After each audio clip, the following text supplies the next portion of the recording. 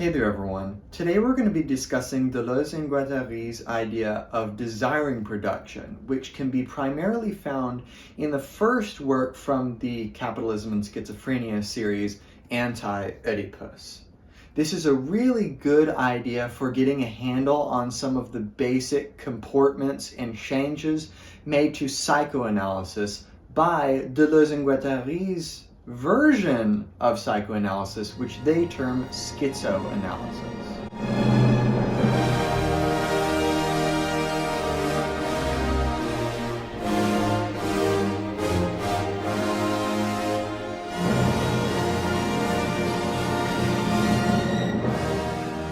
Now, in order to understand desiring production, we have to go back to Deleuze's difference in repetition, which was a very early work that he did in his career, considering how monumentous and fascinating it is. Just really blows me away. But one of the points that Deleuze develops there is something that he has in common with Duns Scotus and Heidegger, which is the univocity of being. This is the idea that all there is being existing in different modes. As Deleuze and Guattari put it in A Thousand Plateaus, being speaks in one voice, right? That voice being, and particularly Deleuze shows that this agent which allows change to occur in his ontology of the univocity of being is difference. And he connects this to Nietzsche's eternal return, all this stuff. Very, very complicated work of ontology, which I've done at least 5 lectures on, one on each chapter, which might be helpful to look at in terms of understanding this. But one of Deleuze's points, of course, that he makes is countering ontologies which seek to treat non-being as a form of being, treating nothing as if it is in some manner.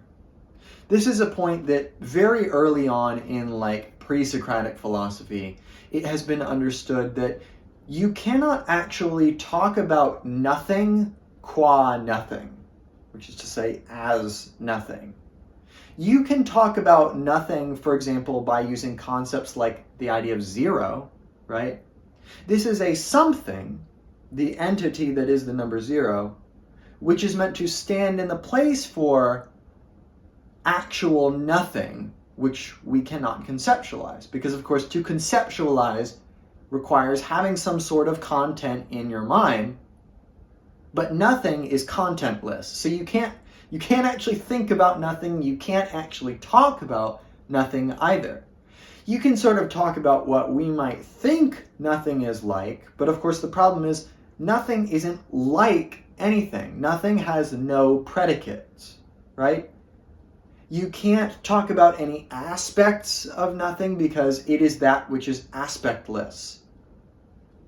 And as such, he's very reticent to accept ontologies such as Hegel's, where Hegel, right, is talking about the dialectic, where you have kind of reductively, admittedly, a thesis, which is kind of one state of affairs, and then you have an antithesis, which is a different state of affairs, and then you have a synthesis, which sublates these two states of affairs together and gets you a new thesis. And this is sort of a continual moment by which the two states of affairs, insofar as they exist here together, get sublated by A being negated by B, and A and B being negated by AB, which is some new synthesis which is able to take into account A and B and synthesize them into a new, fuller conception of ontology. And Deleuze's key problem with Hegel is that Hegel's development of Geist, of spirit, only works by negation, and by positing negation as some sort of productive capacity by which our ontology can become more and more actualized qua absolute spirit, right? That's the end point of Hegel's philosophy.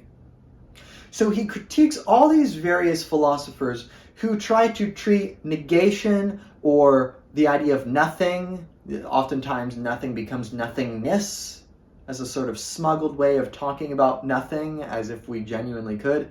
He critiques all these philosophies for trying to pretend like there is anything other than just being.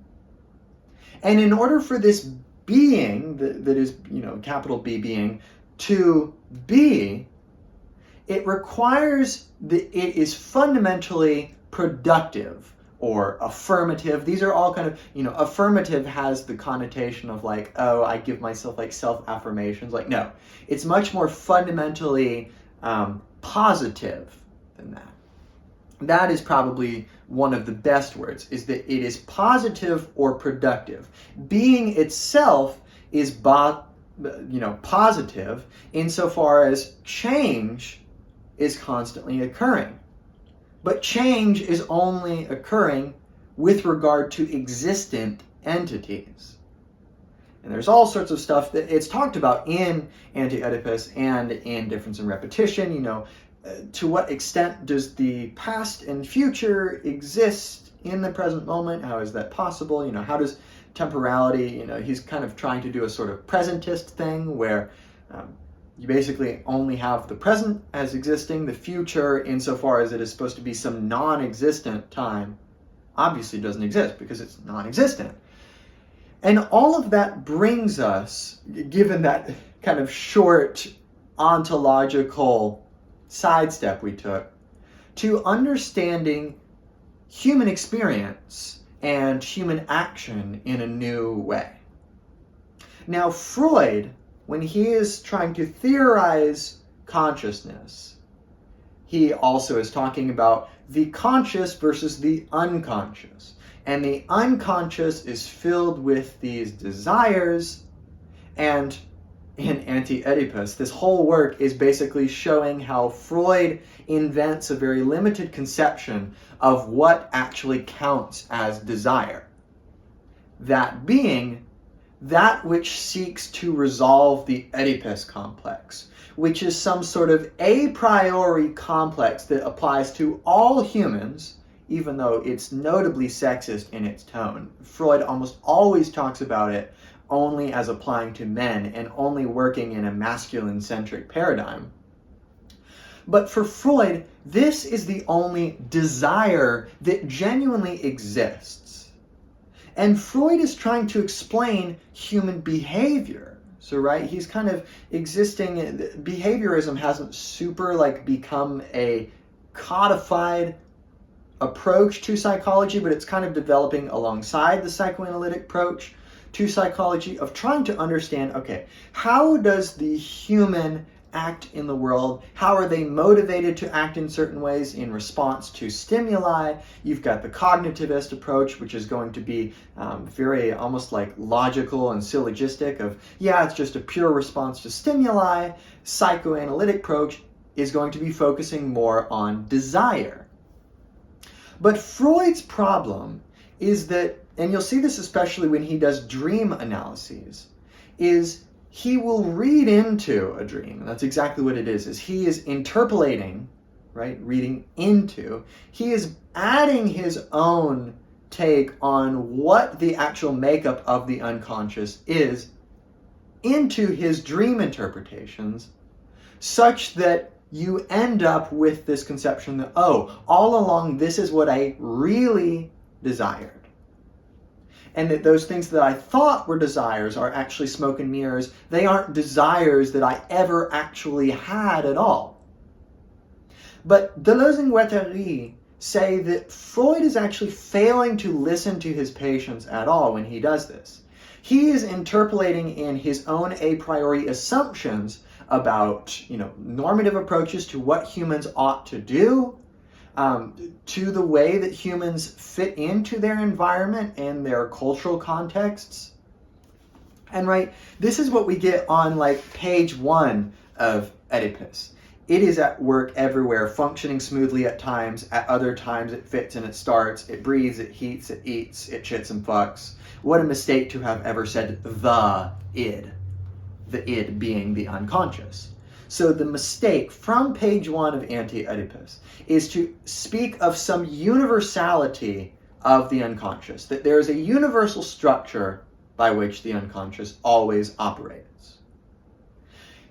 So using the ontological aspect that I talked about with regards to the fundamental positivity or productivity of being, when we supplant this onto the psychoanalytic understanding of human action, the problem is that Freud tried to treat those desires which you didn't actually desire, right? You just appeared to desire them, and Freud showed you what you really desired. Those are effectively negative desires in an ontological sense. They are a sort of non-being.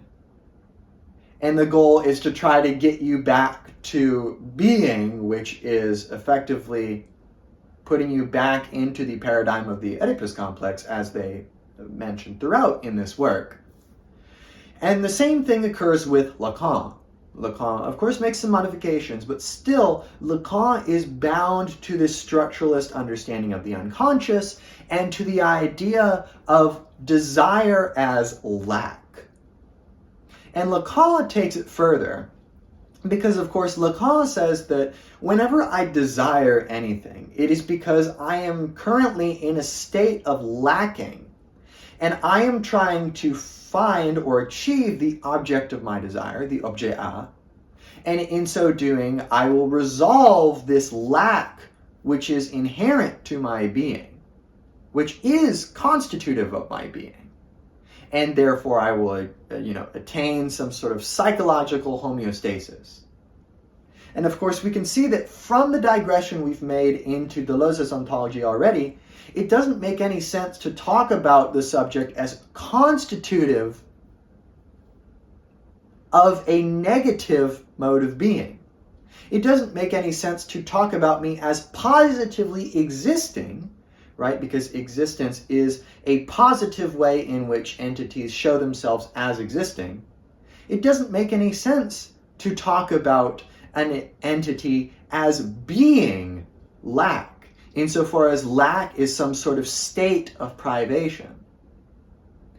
So instead, when Deleuze and Guattari look at both Freud and Lacan, they're going to see their understanding of desire as fundamentally making an ontological mishap, which is treating non-being, that being lack, as if it is something constitutive of beings, which is to say, of itself being. So desiring production takes a look at desires which exist inside us and which move us to act in certain ways. Desire is that thing in the unconscious which, is different for every person. That's important. We may have some desires that overlap, and for Deleuze and Guattari, much of that overlap is due to contextual similarities. Like, we are both in a situation where we desire food, water, things like that, right? You've got desires that you share with most, if not all, people. But not all desires, or really not any desire, can be approached a priori.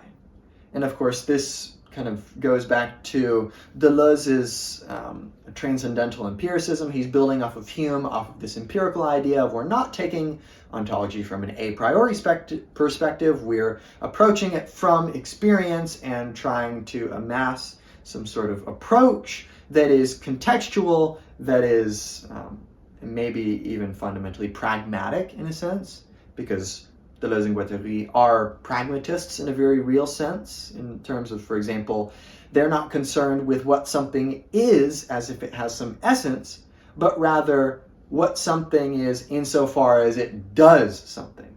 So they say somewhere, I'm not exactly sure where, I think it's in Anti-Oedipus, it doesn't matter what something is, it matters what it does.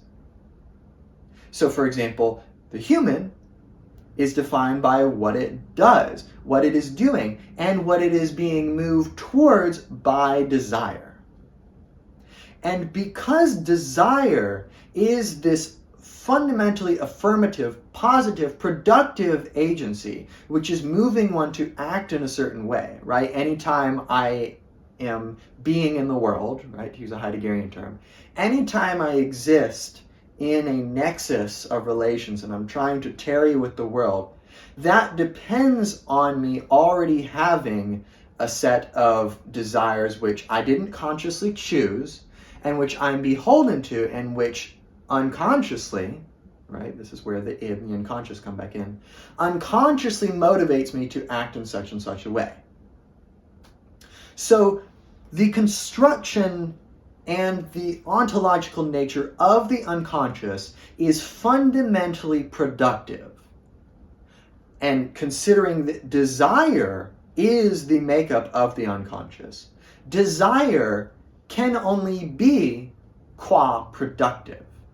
There is no desire that is lack, because lack is some sort of negative, right? It's a privation, it's a non-being. And Freud and Lacan are trying to get you back to, actual being, to real desire.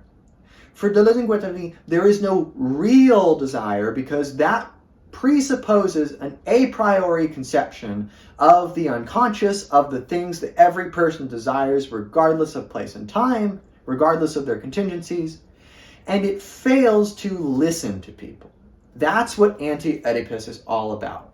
And that's why Anti-Oedipus is so fascinating, because desiring production, we've talked about it as productive or positive or affirmative, but a fourth term that is used to describe the essential constitution of desire is revolutionary. And this is the political aspect of Deleuze and Guattari's schizoanalysis. They say here on page 116 of, this Penguin edition, this very kind of confused looking one, they say, if desire is repressed, it is because every position of desire, no matter how small, is capable of calling into question the established order of a society. Not that desire is asocial, on the contrary, but it is explosive. There is no desiring machine capable of being assembled without demolishing entire social sectors. Despite what some revolutionaries think about this, desire is revolutionary in its essence. Desire, not left-wing holidays. And no society can tolerate a position of real desire without its structures of exploitation, servitude, and hierarchy being compromised. So, right, this sort of a priori approach to desire gets entrenched into institutions. This connects with, like, Foucault, for example, when it comes to what do we think of as the criminal? How does this obfuscate certain ways of being, certain ways of desiring certain things? So fundamentally, desire is a revolutionary force which becomes most profoundly productive when it goes against these structured approaches to the unconscious, such as Freud or Lacan, or indeed any of these structures of exploitation, servitude, and hierarchy. And they go on to say that desire does not want revolution. It is revolutionary in its own right, as though involuntarily, by wanting what it wants. And that's the heart of the matter. By wanting what one wants, irrespective of whether or not it is what you really want, right? Then we can start talking about, behavior from the behavioral psychologist perspective of, and the social psychologist perspective of, well, is this a maladaptive behavior, right? Without putting some a priori value judgment on it, we can say, well, this is not a value judgment, but if you act in this way, you can expect such and such consequences. And insofar as you are willing to accept those consequences, then sure, you can indulge in the behavior. But the behavior may be maladaptive from the perspective of your ability to integrate into and function alongside society. It could be maladaptive from the perspective of maintaining your own biological homeostasis, right? You can go to all sorts of crazy places biologically just by altering your behaviors, things like obfuscating your sleep or your diet. So, right, we're bridging the postmodernist perspective with the behavioralist psychology perspective, but in such a way where we avoid the structuralist take of psychology, which effectively bakes into our ontology of desire certain presuppositions about how people ought to act. And therefore, it requires an a priori ethic, which is being imposed on people.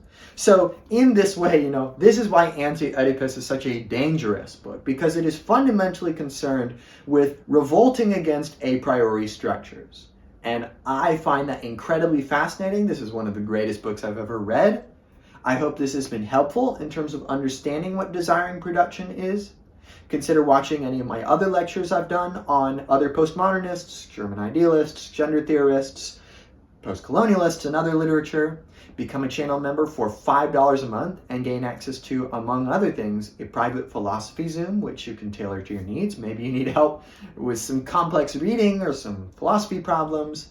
I also have super thanks available if you want to donate to the channel, because books are not cheap. And I'm also starting a Being in Time reading group soon. If you want to join in, it'll be a lot of fun. That's it for this lecture, and I'll see you in another one.